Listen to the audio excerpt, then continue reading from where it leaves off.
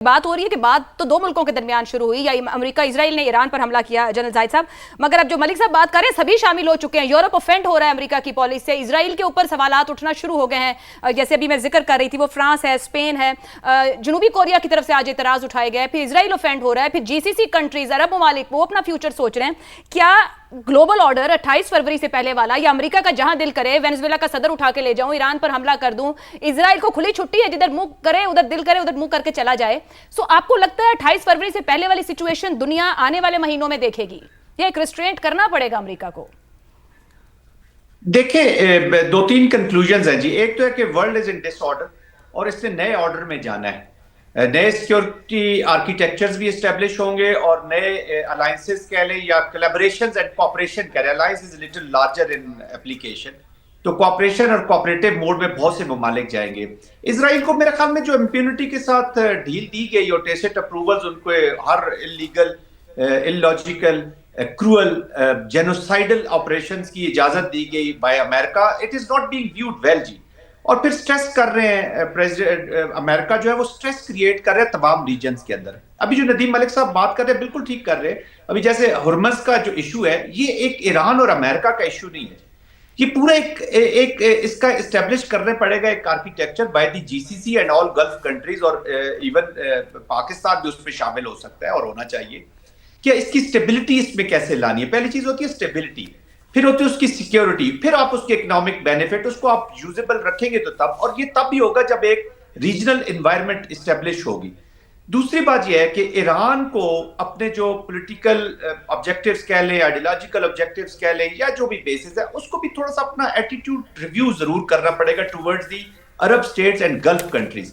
Iran, Arab states, GCC, Pakistan और भी Muslim countries including Turkiye and Egypt in Africa, इनको अब ये इकट्ठा होना पड़ेगा to stop the expansionist design, ideological design जो है। हमें तो हिंदू जायनिज्म से थ्रेट है, उधर ज्यूइश जायनिज्म की जो थ्रेट है, ये किसी के खिलाफ नहीं होगा।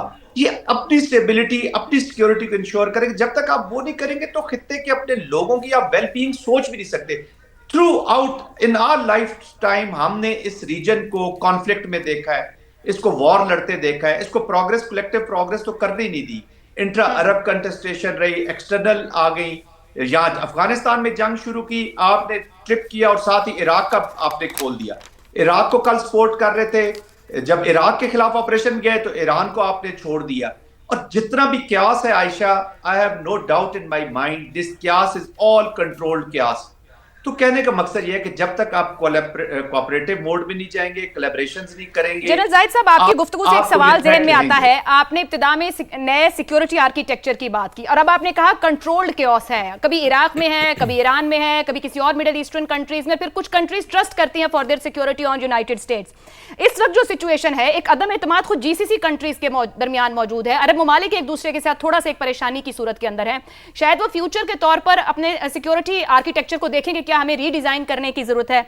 आपके ख्याल में अरब ममालिक में जो कंट्रीज अमेरिकी सिक्योरिटी पर बहुत इन्हिसार किए हुए हैं इस पूरी जंग की सूरत हाल के बाद, क्या वो भी एक मुख्तलिफ अंदाज में सोच रहे हैं? क्या इन जीसीसी कंट्रीज का भी सिक्योरिटी आर्किटेक्चर मुख्तलिफ होगा, या वो समझेंगे कि कुछ तब्दीली की जरूरत है? सोच तो आयशा, सोच तो डेवलप हुई है और निकल रही है, बट इसको इंप्लीमेंट होते हुए 7-8 साल लगेंगे। ईरान को थोड़ा सा जेस्चरिंग करनी पड़ेगी, ऑन ग्राउंड एक्शंस लेने पड़ेंगे, इनको एतमाद बहाल करना पड़ेगा। देखिए अभी तो जो रिस्ट्रेंट जो आया अरब वर्ल्ड से और जीसीसी कंट्री से टू रिस्पॉन्ड टू ईरान, वो तो पाकिस्तान की वजह से आया है, वो तो फील्ड मार्शल साहब की वजह से आया, let me tell you very frankly, और हमारी पॉलिटिकल लीडरशिप की वजह से आया है। ये लोग ना रिस्ट्रेंट करते तो उनको तो इजराइल का भी इन्फ्लुएंस है कुछ जगहों पे अमेरिका का भी इन्फ्लुएंस है।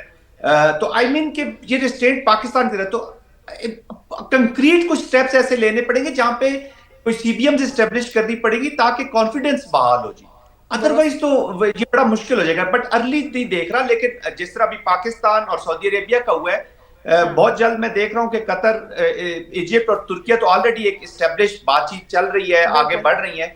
और कंट्रीज भी स्टेब्लिश करेंगी अपना, और ठीक चाइना हो गया। जनरल जाहिद साहब हमारे साथ ही रहिए, गुफ्तगू आगे बढ़ाएंगे। आमिर अहमद खान साहब, ऊपर ये जो बात हो रही थी और अभी भी ये दो मुल्कों का मामला था, मगर ये दुनिया के नक्शे पे फैल गया है।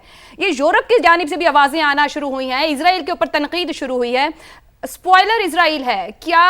अब तक जो कुछ होता रहा है माजी से हट के, आने वाले वक्त में इजराइल को दुनिया उसी तरह ही देखेगी जिस तरीके से इस खित्ते से हम देख रहे हैं, या वो लोग जो कि पीस लविंग हैं वो देख रहे हैं? क्या अमेरिका रियलाइज कर पाएगा, या अभी भी, क्योंकि रिपोर्टेडली अमेरिकी आउटलेट्स के अंदर भी, पब्लिकेशंस के अंदर भी यही कहा जा रहा है कि नेतन्याहू कंट्रोल कर रहे हैं और ट्रंप मजबूर हैं, उस मजबूरी के साथ चल रहे हैं? ये चीजें बदलेंगी, रिवर्स होंगी?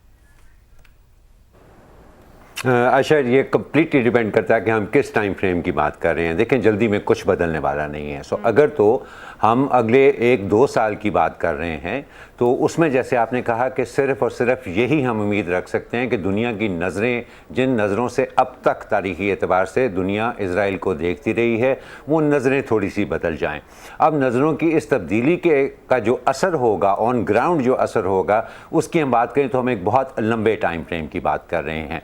ये बहुत गहरे मिलिट्री और फाइनेंशियल उलझाव होते हैं जो इस तरह की सूरत हाल बनाते हैं, जिसने इज़राइल को ये इजाज़त दी हुई है कि वो जो मर्ज़ी करता फिरे, वो जिस तरह से दंदनाता फिरे इस इलाके में, वो जिस मुल्क के ऊपर चाहे हमला कर दे अपने मफादात के लिए। वो सूरत हाल ओवरनाइट ना तो बनती है और ना ही वो इतनी कमज़ोर होती है कि उसको जल्दी में बदला जा सके। अगर तो हम मीडियम टर्म की बात करते हैं, फिर वहाँ पर हमें इशारे नज़र आना शुरू हो जाएंगे जब चंद यूरोपियन ममालिक जो हैं वो अपना फॉर एग्ज़ाम्पल जो उनकी डिफेंस की कोऑपरेशन है इज़राइल के साथ, वो उसमें बदतरीज कमी लाना शुरू कर देंगे। अभी आप देखेंगे क्या हुआ है कि फोक्सवैगन जो है उसने इज़राइल के आयरन डोम की पार्ट्स मैन्युफैक्चर करना शुरू कर दिए हैं। एक जर्मन कंपनी जो है उसने उसके आयरन डोम के पार्ट्स मैन्युफैक्चर करना शुरू कर दिए। तो फौरी तौर पर तो आप देखें कि जितना भी हम इज़राइल के इस तनाज़े के अंदर जो भी रोल देख रहे हैं, उसके फौरी असरात हमें नहीं नज़र आ रहे हैं। ये भी इंडिकेशंस आ रही हैं कि अमेरिका के अंदर इज़राइल की जो फाइनेंशियल और मिलिट्री सपोर्ट है उसको कम करने की कोई खातिर खा कोशिशें नहीं हो रही हैं। आवाज़ें बुलंद हो रही हैं लेकिन खातिर खा कोशिशें नहीं हो रही हैं। तो ये अगर आप लंबे टाइम फ्रेम की बात करें तो उसमें तो बहुत कुछ मुमकिन है। और ये हमारे सारे साथियों ने जो बात की है ना कि इस ग्लोबल ऑर्डर को अपने आप को रियलाइन तो करना ही है आयशा, लेकिन सवाल ये है कि उसको क्या टाइम फ्रेम दरकार है अपने आप को रियलाइन करने का, क्योंकि ये रीअलाइनमेंट जो क्वालिटेटिवली माजी की रीअलाइनमेंट से मुख्तलिफ होगी, उसमें बाइपोलैरिटी थी और उसके बाद यूनिपोलैरिटी आ गई। मामलात निस्बतन सादा थे, सिंपल थे। अब हम मल्टीपोलैरिटी की बात कर रहे हैं। अब ये नहीं है कि एक महवर होगा ताकत का या 2 महवर होंगे, अब कई हो सकते हैं। तो उनको अपने आप को अलाइन करने के लिए बहुत वक्त दरकार है। अब मसला ये है कि उस वक्त जो वक्त है उसके अंदर इस सूरत हाल को ख़राब होने से किस तरह से बचाया जा सकता है। यही वजह है कि पाकिस्तान की इन कोशिशों की को इतनी अहमियत मिल रही है दुनिया की तरफ से, क्योंकि अगर ये जो लंबा टाइम फ्रेम दरकार है इस ग्लोबल ऑर्डर को अपने आप को री इन्वेंट करने के लिए, उसके अंदर ऑब्वियसली हर वक्त ये पॉसिबिलिटी है। इज़राइल के अगर पॉलिटिकल अज़ाइम अगर आप देखें तो उसकी वजह से हर वक्त ये पॉसिबिलिटी है कि हालात बहुत बिगड़ सकते हैं इससे पहले कि दुनिया इस मोड़ पे पहुंचे जहां पे एक नया ग्लोबल ऑर्डर मुस्तहकम अंदाज से इस दुनिया के अंदर कायम हो सके। बिल्कुल, आप सही फरमा रहे हैं। अब शाहिद अलवी साहब, एयर मार्शल रिटायर्ड, वो भी हमें ज्वाइन कर चुके हैं, उनको भी शामिल गुफ्तगू करते हैं। बहुत शुक्रिया शाहिद अलवी साहब। शाहिद साहब, जिस तरीके से ये बात हो रही है, ज़ाहिर है हम अगर ईरान को भी खास तौर पर देखें, आबना हुर्मुज़ की बात करें तो उसकी बंदिश से जो स्ट्रेटेजिक ताकत ईरान ने हासिल की, शायद वो ट्रंप एक्सपेक्ट नहीं कर रहे थे या ये उनकी मिस कैलकुलेशन थी। आप इस पर क्या राय रखते हैं?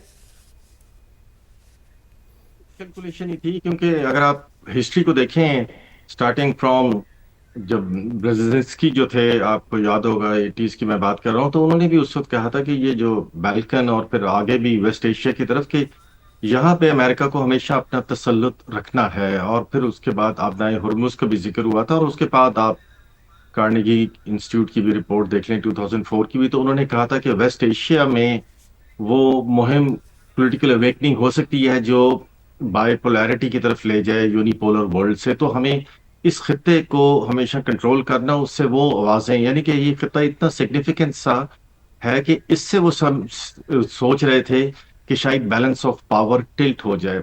तो उसमें आपदाए हुर्मुज़ जो थी उसका भी बड़े वाज़ेह तौर पे जिक्र था।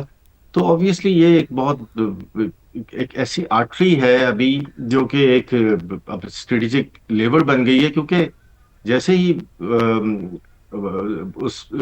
अमेरिका ने वेनेजुएला के जो लार्जेस्ट क्रूड रिजर्व है उन पे कब्जा किया, पनामा पे किया, तो नजर आना शुरू हो गया था चाइना को कि अगर यहाँ से थोड़ी सी भी रिस्ट्रिक्शन हुई तो उसकी ग्रोथ ट्रेजेक्टरी इफेक्ट होगी। तो इसीलिए फिर आप देखें कि चाइना ने जो सरप्राइज किया है, जो उसने F-35 को शूट किया है, जिसके पास बेस्ट प्रोटेक्शन सिस्टम है इन द वर्ल्ड, और या इवन बाकी जहाजों के भी आप जिक्र कर लें, तो वो ऐसे सिस्टम्स के साथ उसने उसको किया है कि जो अब स्टेट ऑफ द आर्ट हैं। तो ये स्टेट ऑफ द आर्ट उस लेवल के ऑब्वियसली ईरान तो नहीं बना सकता, तो इसका मतलब है इसको इसकी एक कोलैबोरेशन और कोऑपरेशन चल रही है। और वो क्यों चल रही है? ऑब्वियसली चाइना कभी भी नहीं चाहेगा कि हुर्मुज़ जो है ये अमेरिकन तसल्लुत में चली जाए। उसके लिए उनको जो कुछ भी करना पड़ा वो करेंगे, और उसका रिजल्ट हमने देख लिया है कि वो अब उसके पास नहीं आ रही। मैं अभी गुफ्तगू सुन रहा था जिसमें इसराइल का भी जिक्र आ रहा था। देखिए, ये पहली जंग है जिसमें इसराइल की वनरेबिलिटी दुनिया को नजर आई है, जो अब तक नजर नहीं आ रही थी 67 के बाद। और एक खौफ और दहशत के आलम में दुनिया थी, और स्पेशली वो खिता। लेकिन अब वनरेबिलिटीज नजर आनी शुरू हो गई हैं इसराइल की। तो मेरे ख्याल में ये इससे भी एक चेंज आनी शुरू होगी टुवर्ड्स एटीट्यूड, बड़ी ग्रेजुअल होगी, जैसे अभी ये जिक्र कर रहे थे, लेकिन आ गई है।